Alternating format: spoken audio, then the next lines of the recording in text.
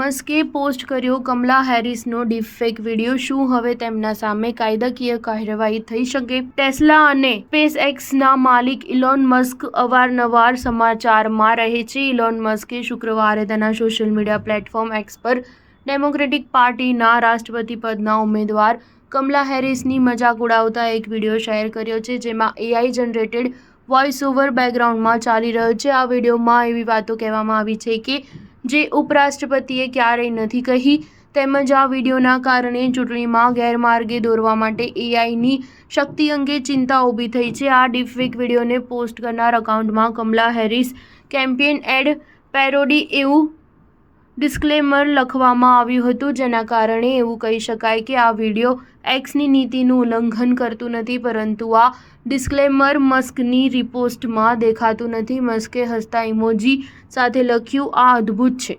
આ પોસ્ટને લઈને મસ્ક વિરુદ્ધ કોઈ કાર્યવાહી કરવામાં આવે છે કે કેમ તે તો સમય જ કહેશે, પરંતુ ચૂંટણીમાં AIની ભૂમિકા પર સવાલો ચોક્કસ ઉઠે છે। આમ તો હવે અવારનવાર ડીપફેક વિડીયો જોવા મળે છે, પરંતુ આ તાજેતરનો વિડીયો ચૂંટણીને કેવી રીતે પ્રભાવિત કરી શકે છે તે જોઈ શકાય છે। ડીપફેક વિડીયો ભલે આનંદ કે મનોરંજન માટે બનાવવામાં આવ્યા હોય, પરંતુ આ વિડીયો ચૂંટણી દરમિયાન મતદારોને ગેરમાર્ગે દોરી શકે છે, તેમજ સોશિયલ મીડિયા પ્લેટફોર્મ માટે આ પ્રકારના કન્ટેન્ટ અંગે વધુ કડક નિયમો બનાવવાની જરૂર છે, જેથી ખોટી માહિતીને ફેલાતી રોકી શકાય છે।